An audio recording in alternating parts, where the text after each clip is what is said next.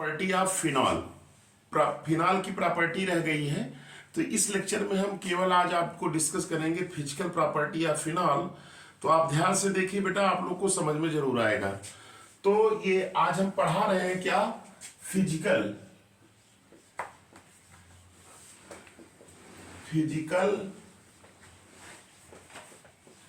Properties of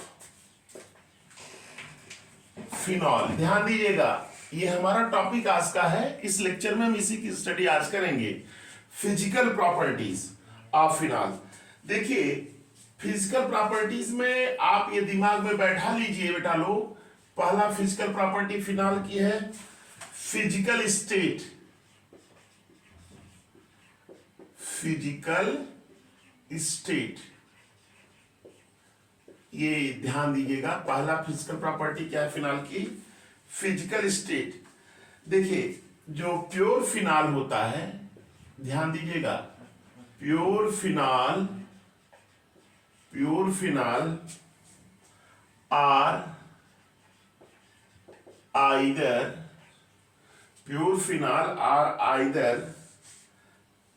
colourless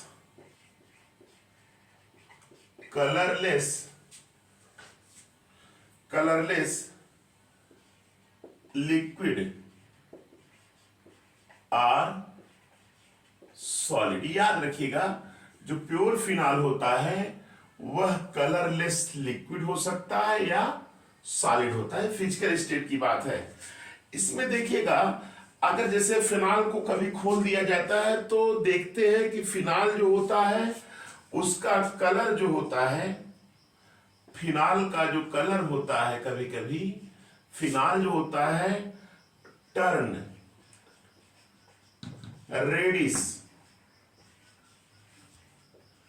reddish brown.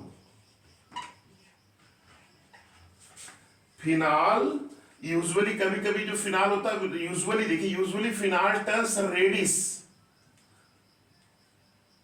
Reddish brown. क्यों reddish brown हो जाता है? याद रखिएगा, ड्यू टू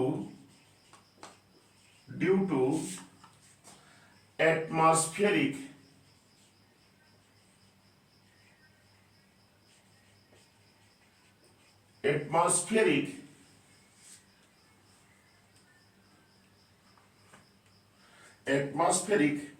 ऑक्सीडेशन। ये पहली प्रॉपर्टी है। जैसे फिजिकल स्टेट की बात अगर करते हैं तो प्योर जो फिनॉल होता है आइदर कलरलेस लिक्विड या सॉलिड हो जाता है। Usually but phenol usually turns reddish brown. तो ये जो टर्न रेडिश ब्राउन होता है फिनॉल में, वो किसकी वजह से होता है? Due to atmospheric oxidation. याद रखिएगा, रेडिश ब्राउन कलर जो फिनॉल का हो जाता है कभी कभी, तो यूजुअली इसका जो फिनॉल का रेडिश ब्राउन कलर किसकी वजह से हो जाता है? Due to atmospheric oxidation. तो ये ध्यान दीजिएगा। तो ये फिजिकल स्टेट था, पहली प्रॉपर्टी थी फिनॉल की, फिजिकल स्टेट। चलिए अब दूसरी बता रहे हैं, ध्यान दीजिएगा, ये नोट कर लीजिएगा बेटा लोग। चलिए, अब दूसरी प्रॉपर्टी जो फिनॉल की है वो आपकी हम बताने जा रहे हैं बॉइलिंग पॉइंट। याद रखिएगा,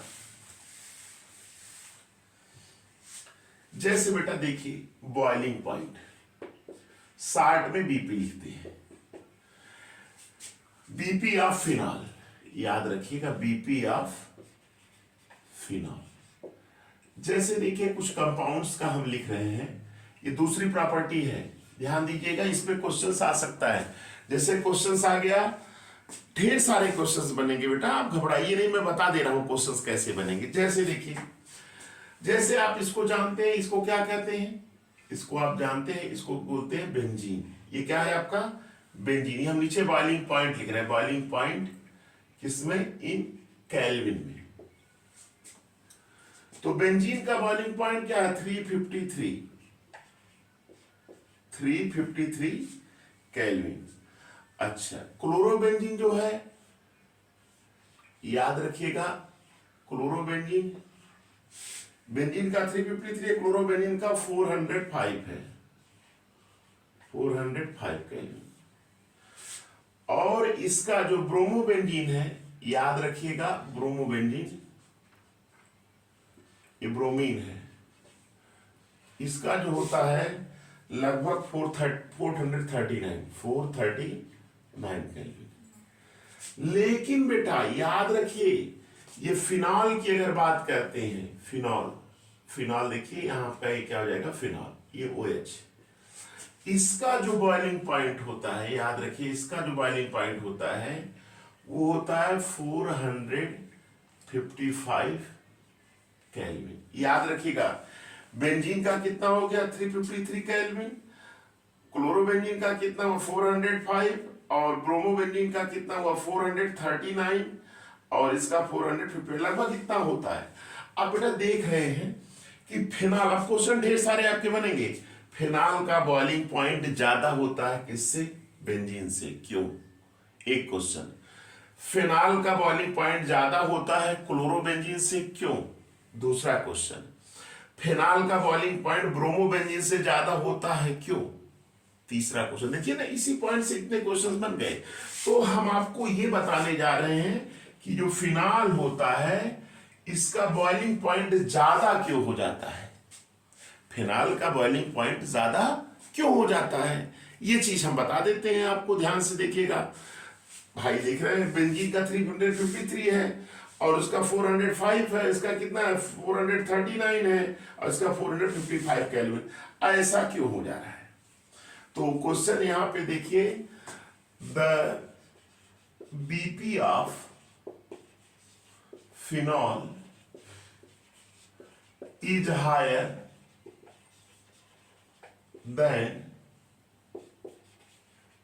देन ऐसे लिख सकते हैं, higher than aromatic hydrocarbons, higher than aromatic hydrocarbons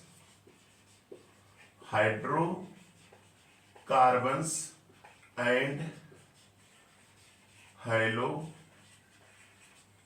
ये क्वेश्चन हो सकता है, एक क्वेश्चन ये चौथा भी बन सकता है, boiling point of phenol is higher than aromatic hydrocarbons and haloarenes. भाई क्यों? तो इसका रीजन देखिए, रीजन, इसका आंसर बता दें।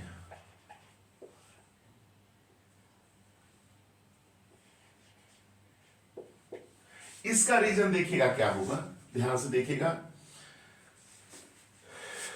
जैसे फिनॉल है, ये आपका क्या है OH।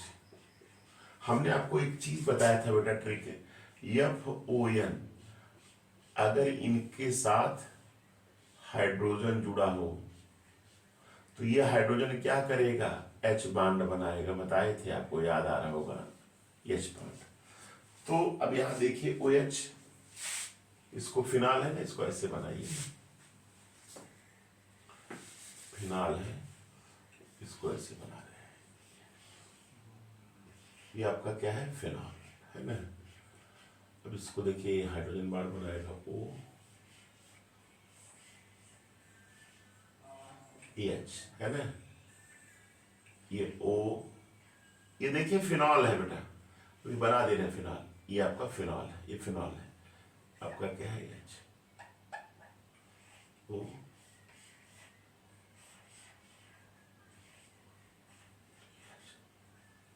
देख रहे ना, ये फिनॉल है, ये फिनॉल है, ये फिनॉल है, ये फिनॉल है। तो अब फिनॉल के बीच में क्या है बेटा, ये इंटरमॉलिक्यूलर हाइड्रोजन बॉन्डिंग हो रही है। क्या हो रही, इंटरमॉलिक्यूलर हाइड्रोजन बॉन्डिंग। इसी इंटरमॉलिक्यूलर हाइड्रोजन बॉन्डिंग की वजह से फिनॉल का बॉइलिंग पॉइंट क्या हो जाता है, सबसे ज्यादा होता है। तो अब इसमें आंसर तो आप समझ ही गए होंगे कैसे। तो आप लिख सकते हैं because higher than A, answer में क्या होगा,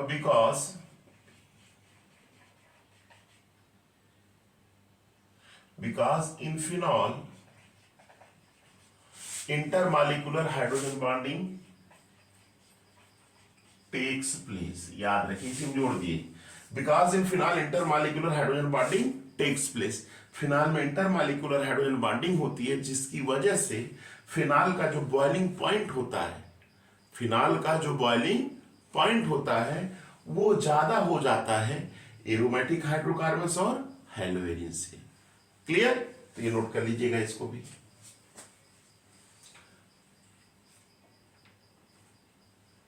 इसको नोट कर लीजिएगा। तो ये बॉइलिंग पॉइंट फिनल, आपको पूछेगा इसका कम होता है इसका ज्यादा, क्योंकि हाइड्रोजन है, इसमें हाइड्रोजन बॉन्डिंग नहीं होगी, इसमें भी हाइड्रोजन, इसमें नहीं होगी, इसलिए क्लियर नोट कर लीजिएगा F1। चलिए तीसरी और लास्ट प्रॉपर्टी है इसकी,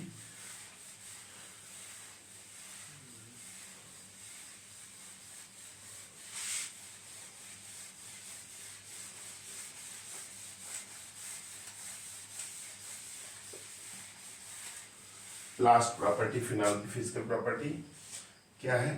सॉल्युबिलिटी इन वाटर। तीसरी property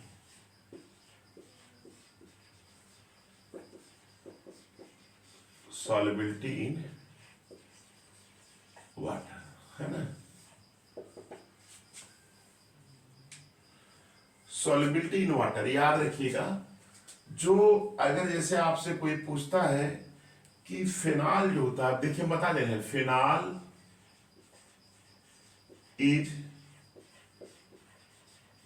soluble in water because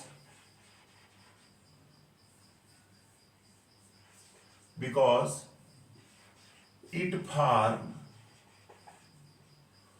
hydrogen bond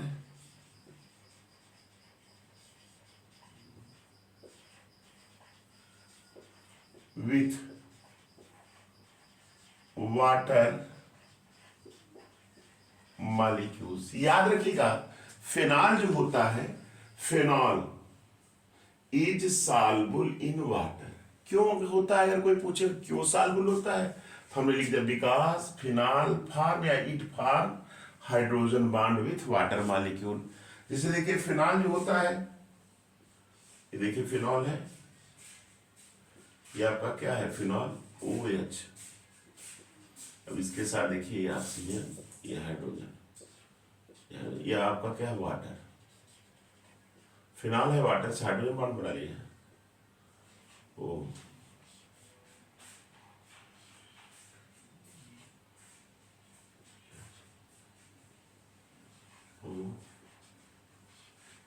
देखिए फिनाल है, तो ये क्या कर रहा है? फिनाल वाटर, ये फिनाल है, देखिए फिनॉल, ये क्या बना रहा है? Hydrogen bond. ये फिनाल वाटर से हाइड्रोजन बॉन्ड बना लेता है। यही कारण है कि जो फिनाल होता है ये वाटर में क्या हो जाता है? देखिए फिनॉल है, वाटर है, हाइड्रोजन बॉन्ड बनाया, फिनॉल है, वाटर है, हाइड्रोजन बॉन्ड बना लिया। क्योंकि फिनाल जो होता है वाटर के साथ हाइड्रोजन बॉन्ड बना लेता है, यही कारण है कि जो फिनाल होता है ये सॉल्युबल इन वाटर होता है।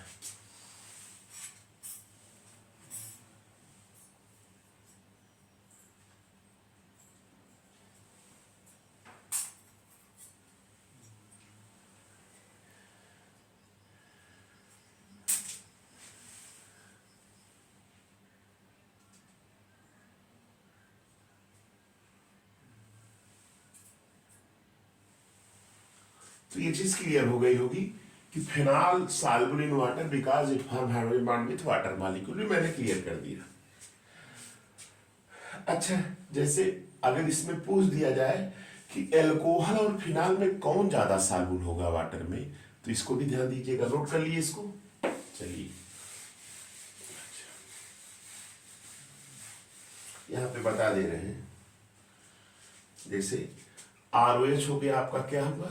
ROH, ये हाइड्रोकार्बन पार्ट है, हाइड्रोकार्बन पार्ट, इसमें क्या है? स्मॉल है ना? एल्कोहल में क्या है? हाइड्रोकार्बन पार्ट स्मॉल है। लेकिन फिनाल में क्या? देखिए याद रखिएगा, फिनाल में ये आपका O और H, यहां ये हाइड्रोकार्बन पार्ट है, SC माने हाइड्रोकार्बन पार्ट, SC पार्ट जो है लार्जर हाइड्रोकार्बन, ये क्या है? लार्जर हाइड्रोकार्बन कार्बन पार्ट है।